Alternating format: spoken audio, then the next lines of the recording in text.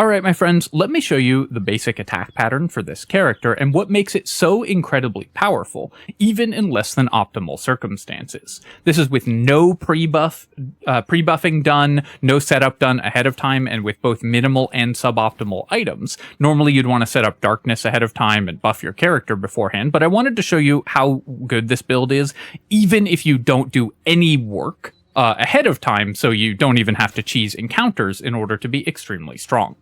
We're going to start by casting Booming Blade on the Steel Watcher here. Since we hit with our attack but didn't get a critical, we're going to activate Luck of the Far Realms. And with that guaranteed critical hit, we're going to activate our Divine Smite for a double damage smite attack. That's 48 additional damage, and so after only a single hit, the Steel Watcher is already down to half health. Since we hit with a cantrip and dealt damage with it, we've now activated Arcane Synergy, so all of our future weapon attacks are going to be adding our spellcasting modifier, so our charisma again, to damage, so we're doing double our charisma mod in damage every time we attack from now on. For our second attack, we're going to be manually activating Rakish Sneak Attack, to guarantee sneak attack, even though we have no advantage or enemies nearby or allies nearby. And the reason we're manually activating this is in case we get a critical hit. We want to be able to react with a smite attack to that attack in order to add even more damage to it. So we want to be able to use a critical smite if we happen to get one. Since we didn't critical, I'm just going to use a level 1 smite here and save our level 3 in case we crit with our third attack. We also happened to get lucky on that attack and applied Hexblade's Curse to the Steel Watcher there, so that will increase our future chance to critical and our future damage by a fair margin. It's a 20% chance on each of our attacks to do that, so we got a little lucky with that one. For our last attack, we get to do another full main hand weapon attack with our bonus action, using Dirty Trick Flick of the Wrist. Let's go ahead and do that. It has a random chance to disarm the enemy, and here we happened to critically hit, so let's go ahead and use a level 3 Divine Smite. It's about a 25% chance to critical, so that's a little lucky, but not incredibly lucky there, and we missed on our previous attack. So let's go ahead and use a critical, and we've now killed the Steel Watcher in a single turn. With no pre-buffing at all, no preparation, and with suboptimal items, so you can see just how strong this character is. Alright, let's get to the build. Hello my friends, and welcome back to another Baldur's Gate 3 Patch 8 Character Building Guide. Hope you're all doing well. Today, we are covering a build I've been having an absolute blast with, pun definitely intended. A build which uses hit-and-run tactics to do massive damage to key enemies, both at range and in melee, while also providing excellent control elements and staying extremely safe with powerful mobility and defensive tools. I recommend this build both as part of a party or as a solo character, because you have everything that you need to solo honor mode, all wrapped up into a single character. We're going to use the new subclasses to get these cool tricks, so let's dive right in. Before I begin though, I do want to take a quick moment to say thank you so much to Tarantula for the $5 3 times over, so $15, as well as Mustafa Amin, Wolfgang Sirek, Eric Lund, and Matthew Lockhart for becoming channel members. Thank you so much, my friends. I really appreciate all of your support. It really means a ton. Alright, let's build a character.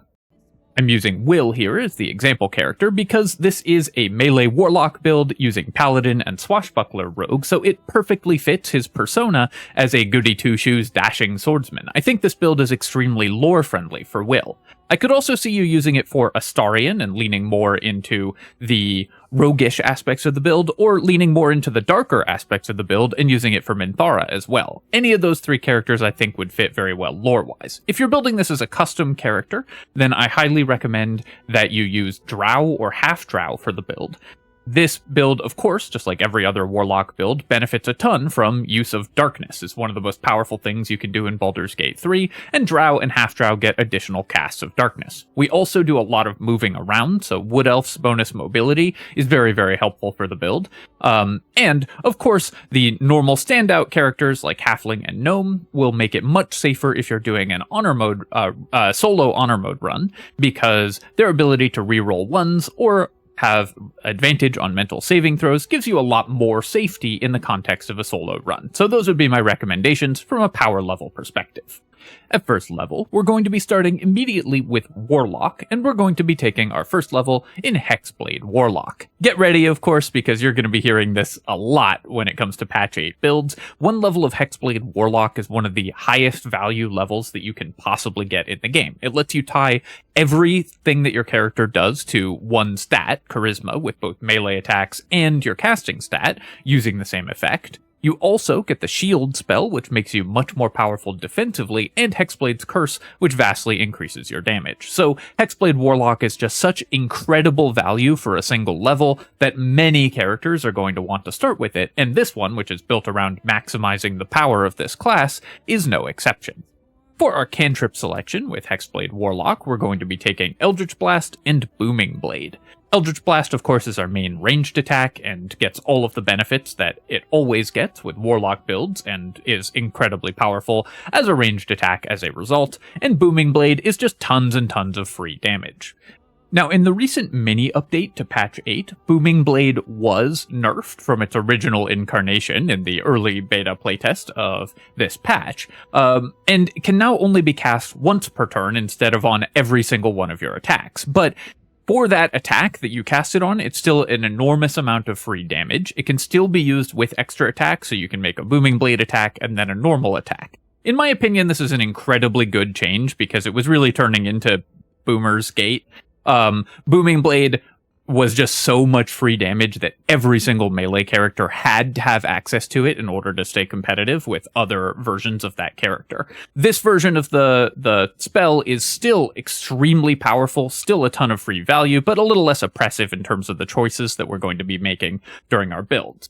For this character, it's still awesome because we're going to be making melee attacks frequently, and those melee attacks might as well do more damage, and Booming Blade just lets us do that effectively for free. Also, just to remind you what Hexblade does, because of course the subclass is new, we get the Bind Hexed Weapon ability, which is very similar to the Pact of the Blade ability that any Warlock can access, but we get it at level 1 instead of at level 3, so that's much better. It lets us use our Charisma for weapon attacks right away, starting at the beginning of the game. It also has a chance of applying Hexblade's Curse whenever we hit a target with the weapon, and that chance is always 20%. It's not listed in the tooltip, but the chance of that is 20%.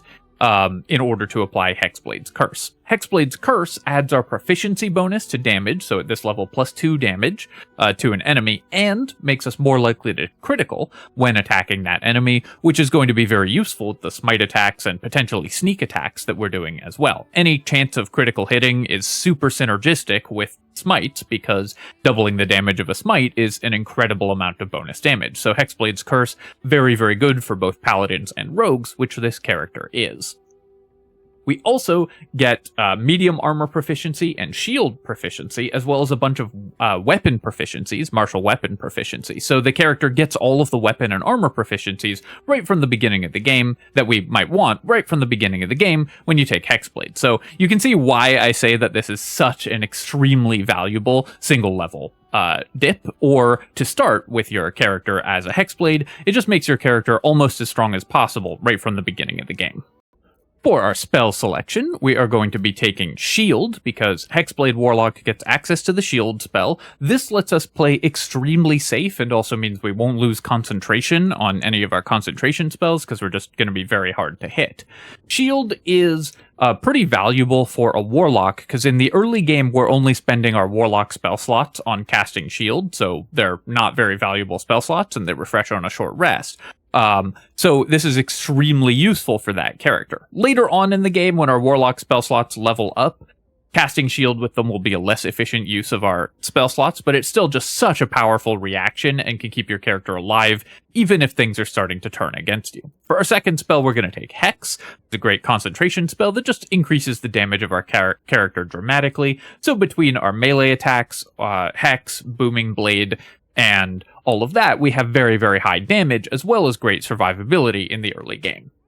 Finally, for our ability scores, I'm going to recommend that this character uses Ethel's Hair in order to boost its charisma by 1. So we start with 17 charisma and use Ethel's Hair to boost our charisma up by 1. This isn't mandatory, but it will let us get an extra feat in, which can increase our damage output significantly for the character. So This is one of the best characters possible to use Ethel's hair on, so if you plan to get it during this playthrough, I highly recommend that it goes to this character. For that reason, we're going to start with the character having 16 in Dexterity, 14 in Constitution, 17 in Charisma, and 10 in Wisdom. We want higher Dexterity than Constitution. We don't need the extra hit points, and we won't drop concentration on our spells very often, because this character has the shield spell, so we're just not that likely to take damage that would cause us to drop concentration on our spells. In combination with our medium armor and shield proficiency, we're actually quite hard to hit, and later on in the game, we will have ways to avoid being targetable by enemies pretty much at all, because we are a warlock, so we can use darkness, and we have very high mobility thanks to our rogue levels.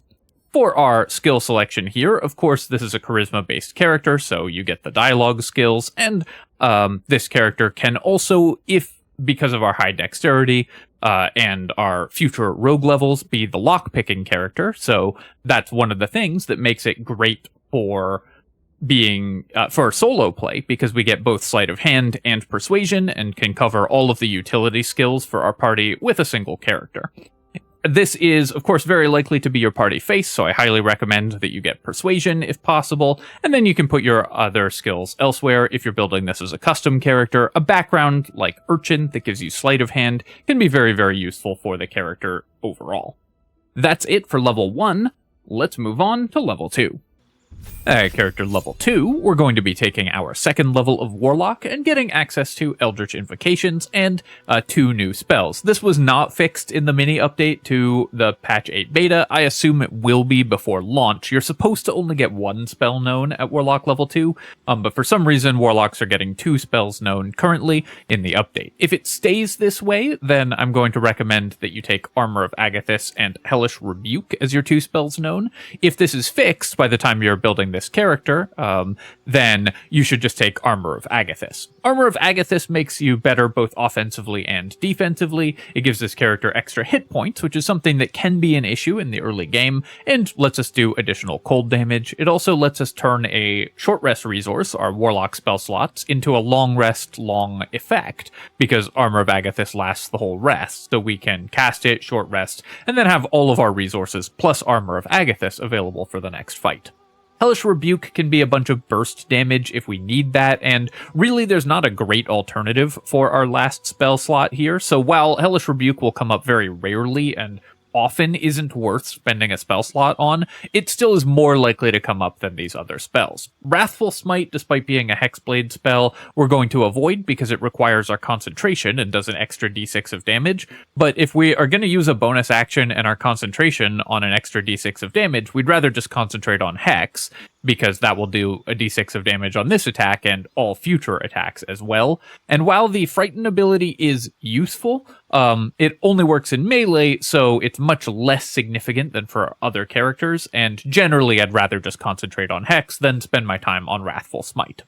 For our Eldritch Invocations, of course, we're going to take the very standard picks for most Warlocks, Agonizing Blast, which makes our ranged attacks significantly better at this level and then at future levels as well, and Devil's Sight, which will give us one of the most powerful tools in the game, the ability to see in magical darkness so that our enemies are all blinded and unable to use ranged attacks, and all of our attacks are made with advantage, giving us a massive advantage when fighting pretty much everything in the game. At character level 3, we're going to be taking our 3rd level in Warlock because we want to get access to higher level Warlock spells and the powerful later class features as soon as possible, so we're just going to level up in Warlock until we get those. For our spell selection, we're going to be taking Shadowblade. This is another new spell in patch 8, or newly able to be cast with spell slots. There was an item that gave us this before, but being able to grab this at level 3 is incredibly useful. A sword that does 2d8 damage is by far the highest damage weapon available to you at level 3, and just makes your early game damage output phenomenal.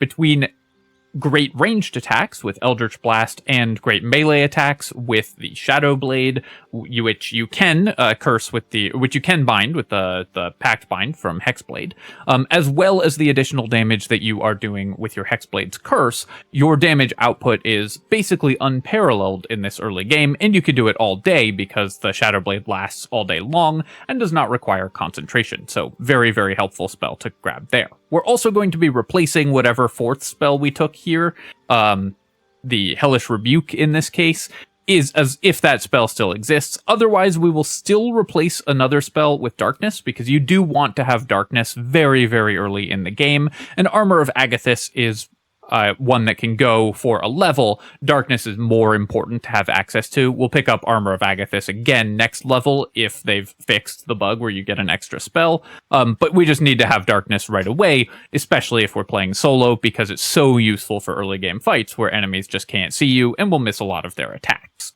For our Pact boon, we are going to be taking the Pact of the Blade. This might seem redundant if you have looked at my earlier videos, or if you just read the description of this and it says that if you're a Hexblade Warlock, you don't gain the benefits of Pact of the Blade. But they've actually changed this in the mini update as well. So you no longer gain extra attack from Hexblade Warlock unless you have Pact of the Blade. So pretty much all Hexblade Warlocks are going to want to take Pact of the Blade so that you can gain extra attack at level 5. In order to be making multiple attacks per turn. So we just have to take Pact of the Blade in order to increase our damage output. At character level 4, we're going to be taking our 4th level in Warlock and getting access to our first feat. The feat that we're going to take, if we're using Ethel's Hair to boost our charisma up to 18, then the feat that we're going to take at this point is Great Weapon Master. This is going to increase our damage output enormously in the early game. Later on in the game, this will be less average damage than Savage Attacker once we're adding a lot more damage dice to our attacks.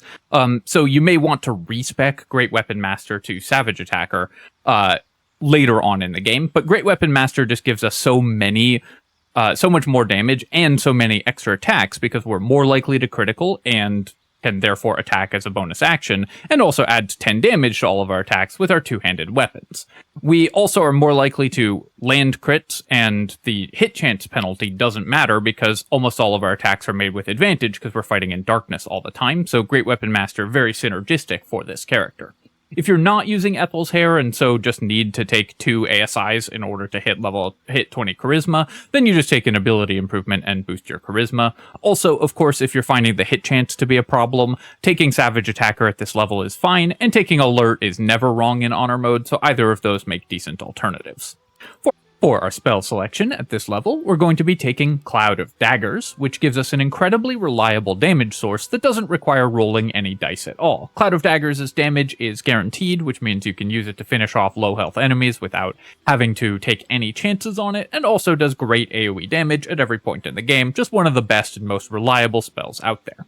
If you have Cloud of Daggers elsewhere in your party, so you don't feel like you need an extra copy of it, you can instead grab Hold Person, because this just gives you a very reliable crowd control effect, and we're going to want this eventually if we are doing Arcane Acuity abuse, because it's just the best effect that you can apply when you have guaranteed save DCs. So for solo honor mode characters, this will be one that we're going to want to replace to grab eventually.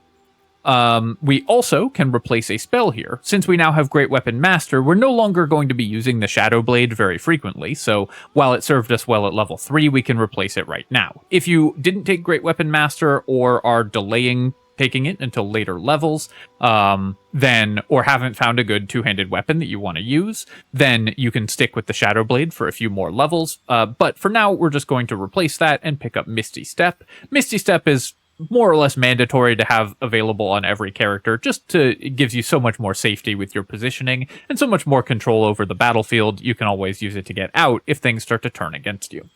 For our cantrip selection, we are going to be taking Friends, because that just makes us way better at dialogue checks. Even in honor mode, you can use this and then disguise yourself or leave the area before the duration runs out and face no penalties for doing so, so it just makes you way better at being a party face. Though, of course, if your party doesn't have Minor Illusion, you should definitely pick up Minor Illusion. So good for grouping enemies for Darkness Clouds, Hunger of Hadar, and Cloud of Daggers, so if you're playing this character solo, highly recommend that you grab Minor Illusion. Of course, you could also just take True Strike to annoy people in the YouTube comments. At character level 5, we get our 5th level of Warlock, and this is why we took Blade Pact Warlock, so that we now have extra attack with our hexed weapons. The Blade Pact boon does work on Hexblade's Pact as well as on Blade Pact. So we will get extra attack with our hexed weapon when we get Deep in Pact from from Blade Pact Warlock. If this seems a little confusing because all these things have the same name and redundant abilities, it definitely is. But if you follow this build, you'll get extra attack and all of the features of Hexblade Warlock, which is what we're looking for. For our spell selection at this level, we are a 3rd level Warlock, so of course we're going to grab Counterspell. Super important to have access to Counterspell, even though this character won't get high enough level spell slots to counterspell everything. It just gives us a tremendously easier ability to fight during the game, and we're going to replace one of our lower level spells. In this case, I'm going to recommend replacing Hex because we're no longer going to want to spend our concentration on Hex that frequently. It's almost always going to be spent on Darkness or on Cloud of Daggers instead. And we're going to grab Hunger of Hadar, another thing that we can concentrate on, because this just wins fights outright by blinding enemies and doing tons and tons of damage to them. So this gives us a great AoE option, a great defensive option in the form of Darkness, and Counterspell as well. And Hex is just no longer as important to our gameplay pattern because we just don't need a d6 of damage when we have this much damage already. For our Eldritch Invocation, we are conveniently, because we just got Hunger of Hadar, going to grab Repelling Blast, which lets us push enemies back into the Hunger of Hadar, keeping them locked down and unable to fight us at all, so this gives us even more control over the battlefield, because Repelling Blast pushing enemies backwards is just such a powerful tool. Repositioning enemies is always super strong, especially when your character can create hazards on their own to push enemies into. Now that we've gotten 3rd level spells and extra attack, so all of the best things that we want out of Warlock, we're free to take our multi-class levels. We want levels in both Rogue and Paladin, but what order we take them in is actually somewhat counterintuitive. You might think that we want the Paladin levels sooner because that gets us access to smites, increasing our damage dramatically. And that's right, we would rather take the Paladin levels first, but we have to take 1 level in Rogue before we can take levels in Paladin. The reason for this is the counterintuitive and frankly silly way that Baldur's Gate 3 handles save DCs for spells cast from items and scrolls, and also Illithid Powers. So while normally your spells use the casting stat for the class, so all your Warlock spells will always use Charisma as their casting stat, which is what we want, regardless of whether we've taken a Rogue level or not. Spells that you cast from scrolls and items and Illithid Powers use the casting stat for the last class that you took level 1 in, so the last new class that you added to your character. Rogue's casting stat is Intelligence, yes, even Swashbuckler Rogue, so it will cause us to have our Illithid Powers and items key off of Intelligence if we take Rogue as our last new class. We want to avoid that because this character is so good at using scrolls and Illithid Powers.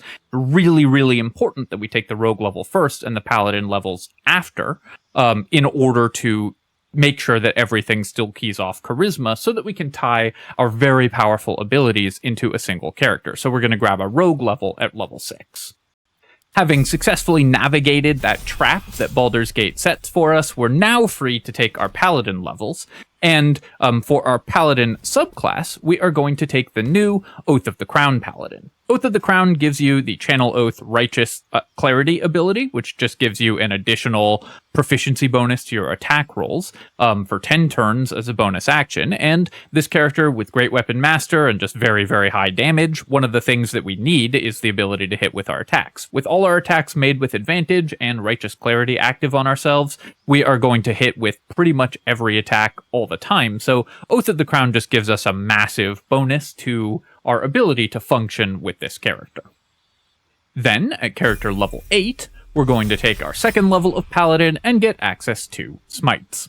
Now, one thing that you might have been wondering is why do we want Paladin Smites? Hexblade Warlock just gets the Smite spells, like we get Wrathful Smite, as a Hexblade Warlock, and we get the Blinding Smite and stuff as at higher levels. So why do we want Paladin Smites at all? There's two reasons for this. The Smite spells require your concentration and an additional bonus action in addition to our attacks, and that's really bad for this character who has great uses for its bonus action and great uses for its concentration. So it doesn't want to spend those abilities on a sort of mediocre Smite spell that's not actually better than just making a Smite attack using its spell slot. The second is that these Paladin Smites can be stacked with our Hexblade Warlock Smite attacks, or in this case our Paladin Thunderous Smite attacks, to do both in a single turn. We can spend a spell slot on Thunderous Smite and one on a Paladin Smite for more damage, because the Paladin Smites can be used as a reaction. That means that we can preferentially use them when we critically hit. We can use them only when we want to and not have to precast them. So these are both more versatile and also overall much stronger and don't conflict with what the character's doing. So even though these other spells are called Smites, they're not the same as Paladin Smites. Paladin Smites do a wild amount more are wildly more impactful on what your character is actually doing during the game. So getting these lets us spend our spell slots, our Warlock spell slots, on damage. Those come back as short rest, so that just makes our melee attacks even stronger. You can stack these on top of Booming Blade as well for massive damage output in melee. We also get to choose a fighting style. In this case, we're going to take Great Weapon Fighting, because when we're using a two-handed weapon, as we often will be, we want to do as much damage as possible and prepare spells. For our spell selection here, we're going to take Command. This is, of course, one of the best control spells in the game, and keys off our very high charisma, so the save DC will be good. And this character, just like every other melee hybrid spellcaster, can abuse Arcane Acuity and the Band of the Mystic Scoundrel to just crowd control everything in a single turn using Command, so is very strong for doing that as well. We'll also take Thunderous Smite, because this can be stacked with a normal Paladin Smite for massive damage, Bless just to make our character even better at hitting things. This is less useful at this point, but still can be useful to concentrate on Bless in some cases, and if your party doesn't have easy access to Bless, then it's still just a very helpful spell to have. And then for our last couple spells, there's not really that much that we're super interested in here. You can pick up something like Heroism and Cure Wounds. You can grab Protection from Evil and Good. Really, the spells that you're actually going to cast with your Paladin spell slots are only Command and Thunderous Smite, so these other three are much less significant. But just grabbing any utility, any situational utility spell like these can maybe help in some narrow circumstances, so you might as well prepare them. But these two are the spells that you're mostly going to be using.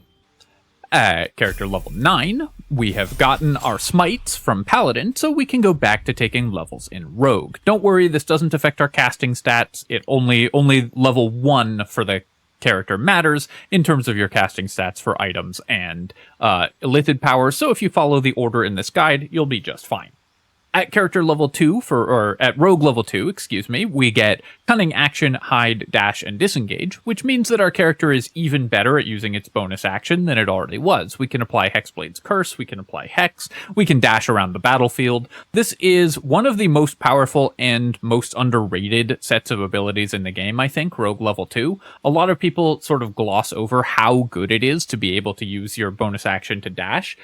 This just means that you can always kite enemies, you can never have to be in range of melee enemies, you can always run away if combats are turning against you, and you can always remain hidden. Being able to cast Darkness and then immediately bonus action hide in it is incredibly useful for any character that's using darkness abuse, because enemies will just fully lose track of you. So this gives you a tremendous amount of utility on the battlefield and makes your character even better at staying alive, which it was already great at. At Rogue level 3, we are going to be taking a Rogue subclass, which I've already told you is going to be Swashbuckler Rogue. This gives you the ability to just avoid opportunity attacks. So in combination with the bonus action dashes, you have both the dash and disengage effect in a single turn. If you hit an enemy and then just run away, they don't even get an opportunity attack against you. That's actually very useful for this character that's doing a lot of hit and run tactics, using your darkness cloud as a base of operations to move out from and attack enemies and then move back into it. You also get a bonus to your initiative, which means that we can avoid taking too much initiative gear. This character will now have a +5 to initiative, which isn't great for honor mode. We will want to improve that with some initiative gear, most likely the Hellrider Longbow to just give us +3 to get to a reasonable initiative, but this definitely helps. And we can now sneak attack if we're using a finesse weapon. We probably won't be, but there are some really good finesse weapons for this character, which I'll talk about in the item section. So there's a chance that we can be sneak attacking as well, using Rakish Audacity. But mostly this just gives us +2 initiative, which is a great bonus for a level in a character. The real bonus, though, comes at Rogue level 4 when we get our bonus actions from Swashbuckler Rogue, including Flick of the Wrist, which lets us use our weapon attack as a bonus action. This lets us make a full main hand weapon attack, including with our two-hand weapon, as a bonus action. It does full damage and will allow us to make smites and any other effects. So effectively, this gives us a third attack every turn. This is very, very powerful on honor mode, where a third attack every turn is somewhat hard to come by for builds like this. So Swashbuckler Rogue gives us that effect, as well as all of the other things that Rogue can do with its bonus action. We also get 2 other effects. Sand Toss doesn't do as much damage, but can blind enemies, which is very useful. A lot of enemies will be blinded already because they're just going to be in our Darkness Clouds or Hunger of Hadar casts.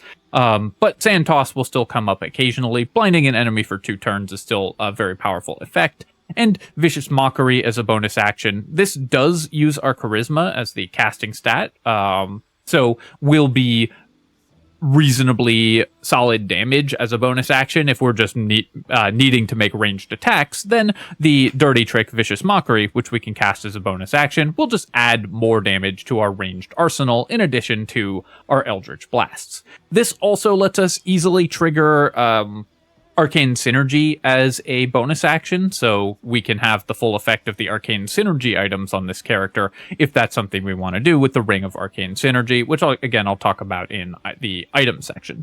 For our feat, of course, we're just going to grab an ability score improvement and boost our charisma up to 19. I will also say that this character plays very well with the feats at even levels mod to give you more feats to play with, because then you can grab Great Weapon Master, Alert, and Savage Attacker and also boost your charisma up to maximum. So very fun to play with that mod as well, which lets you explore more of the cool things that you can do with this character. And finally, at character level 12, we have a choice of a bunch of different options, but I'm going to recommend just going back to Warlock. This gets us the Accursed Spectre ability, which is pretty useful, especially for a solo character. You can use it to absorb a lot of hit points. Even the lower level Accursed Spectres have a bunch of hit points and contribute pretty meaningfully to combat, so this is a very nice ability to have. If you like Cursed Spectres, you can even level into Warlock 6 a little bit earlier and delay your Rogue and Paladin levels by 1 level in order to get this ability earlier. I think that would be a totally reasonable variant on this build, but this will just help to absorb attacks from enemies and cause more chaos on the battlefield, and that's great when that chaos is in your favor. For our last spell selection here, we are going to pick up another control spell that we can use to lock down groups of enemies. In this case, we'll take Hypnotic Pattern. You may also want to replace one of your earlier spells with Hold Person if you haven't grabbed that already, so that you can have the maximum power of control spells available to your characters. That's it for the build, but of course we can make it stronger with items and proper selection of Illithid Powers, so let's talk about those. For items for this character, there's a number of different kinds of items that we can use. Firstly, of course, we are going to want any items that increase our damage or our spell save DC. This character is going to be casting spells and dealing damage, so we want to make sure that we're better at both of these. Items like the Helldusk gloves that do both are going to be incredibly valuable for this character because it increases the damage of our weapon attacks and also makes our spells better. Items like the Fistbreaker Helm that give you a bonus to your spell save DC and initiative are going to be very useful because this character does have slightly low initiative for an honor mode character, so can definitely benefit from initiative increases. The Birthright or other increases to our charisma and story-based increases to our charisma, of course, will increase our damage output as well. Every increase to our charisma gets reflected in our damage many times over because it gets added to the our weapon damage, as well as the damage from our spells, our Eldritch Blast damage, and so on. In speaking of damage from our charisma, the Potent Robe is of course incredible for this character, as for every other warlock, because it just doubles our charisma damage to our Eldritch Blasts. But notably, this works on every cantrip, so it also lets us add our charisma damage again to Booming Blade attacks. And also lets us add our charisma damage again to the effect of Booming Blade triggering when an enemy moves. So Booming Blade just gets a massive amount of bonus damage from the Potent Robe, so it's very, very good for this character. As an alternative, if you want a more defensive build, you get access to medium armor, so you can use something like the Armor of Agility and have quite high armor class for this character as well, especially if you spec into more armor class items. Naturally, as a character that makes both melee attacks and casts spells, the Helmet of Arcane Acuity and the Band of the Mystic Scoundrel combo, which of course I've talked about before, are one of the most powerful things you can do in Baldur's Gate. If you're soloing the game, then you definitely want these because they're just absolutely busted and let you shut down bosses with no chance of reprisal.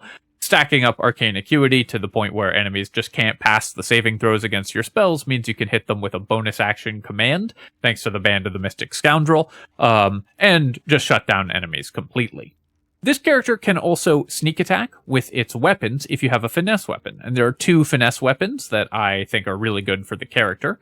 Falar Louv, which of course is busted for everybody because it just increases all your damage output enormously with the Shriek version, or increases your chance to hit with the Sing version, so very good for that character. You can benefit from, because it's a versatile weapon, you can get the Great Weapon Master bonus, because it gives you additional damage when you're using the weapon in two hands, but it's also a finesse weapon, so it allows you to sneak attack as well. Similarly, the Dancing Breeze, which is a reach version of this, so it can give your character additional reach, especially if you are using feats at even levels. You can use this with the Polearm Master and Sentinel feats to really shut down enemies, so that's another direction that you could take the character. Since this is a darkness user, though, the best weapon, of course, is actually not a finesse weapon, and if you take the appropriate story choices, it's going to be Shar's Spear of Evening. Now, unfortunately, because this save file doesn't have Shar's Spear of Evening in it, I'm using Saloon Spear of Night as a stand-in here, but I'm just going to pop up the wiki page for Shar's Spear of Evening on the screen so that you can take a look at the tooltips for that. This lets you have additional casts of darkness. It lets you make AoE attacks that cast darkness as well, and gives you a ton of darkness-based abilities. Is probably the single best weapon in the game to actually attack with. So, of course, has tremendous synergy for this character that wants to both make darkness-based effects a core part of its playstyle and attack with a weapon. So, Shar's Spear of Evening is going to be incredible for us. Any increases to our critical hit chance, like from the Deadshot, of course make us better at landing smite attacks, and guaranteed criticals, like from the Killer's Sweetheart Ring, are going to be even better than that because they just double the damage of our smites, which lets our damage output reach staggering levels. Finally, some cool synergies that this character gets that a lot of characters can't use as easily. The Ring of Arcane synergy, so actually it's a cool synergy with synergy, works very well for this character because it works when you deal damage with a cantrip. We're dealing damage with a cantrip when we hit with Booming Blade. We're dealing damage with a cantrip if we bonus action cast our Vicious Mockery. So this character can set up Arcane Synergy, and then our weapon attacks will gain additional damage equal to our Charisma again. So it's going to add another 5 to 7 damage, depending on how high our Charisma is, to all of our weapon attacks if we're using the Ring of Arcane Synergy. Finally, it's also worth mentioning that this character is one of the best in the game at using Bloodlust Elixirs, because we kill stuff with our weapon attacks, and then with our bonus Bloodlust Elixir action, our extra Bloodlust Elixir action. Normally you can't use extra attack with that, but this character has very powerful spell casting, so we get a tremendous amount of value from killing stuff, use it, and then using our Bloodlust action to cast a spell instead of just make a single weapon attack. We're also very good for the same reason with any scrolls. So scrolls of powerful damaging spells or powerful utility spells are very, very valuable for this character. So to sum up, we're looking for damage increases, we're looking for save DC increases, and we're looking for multipliers on our damage by increasing our charisma, like with critical hit chance, Ring of Arcane Synergy, and the Potent Rogue to just boost our damage output, and then our weapon of choice to make the character do as much damage as possible. And finally, it's worth mentioning that this character again makes one of the absolute best in the game at using Illithid Powers. They're very synergistic with what we're doing, and we're also very good at using them, because we're making both weapon attacks and casting spells, so we're increasing our save DC, and getting all the benefits from the Illithid Powers that benefit our weapon attacks. Favorable Beginnings lets us land our very damaging attacks much more easily, and Luck of the Far Realms can guarantee critical hits, which of course synergize extremely well with smites. Cull the Weak, of course, is obviously always broken, just letting us explode a bunch of enemies and do a ton of additional damage. And Displace, which is usually one that isn't that exciting, is very good for this character because we have Repelling Blast, so we're constantly pushing enemies around, and so we're going to be doing a lot of additional damage with Displace. So there's a lot of Illithid powers that work extremely well with what this character is trying to do. I would start with Favorable Beginnings, go straight to getting Cull the Weak and Luck of the Far Realms, because those are the ones that are going to help the character out the most, and just give you a tremendous amount of additional damage throughout the entire game, as well as a lot more reliability, because Favorable Beginnings just makes your character so much better at landing its attacks that you will just succeed at many more things over the course of the game, especially in combination with the attack penalty for Great Weapon Master, which can cause problems, but this pretty much negates that entirely. Alright, my friends, I hope that you've enjoyed this look at a character I've really been enjoying in patch 8, and I hope that you have equal amounts of fun with it. This character is incredibly powerful, of course, with massive damage and tremendous amounts of control, but also has a really cool hit-and-run playstyle where you run back to your Clouds of Darkness, jump out of them to surprise enemies and take them out in a single flurry of attacks, and then run back into them. As always, of course, if you have enjoyed the video and think you'll have fun with the build, feel free to hit that like button and leave a comment. Helps me out a ton with the algorithm, so I appreciate you taking the time to do that. And of course, you can subscribe to my channel for more Baldur's Gate 3 build guides and other strategy game analysis. Cheers, folks. I'll catch you next time.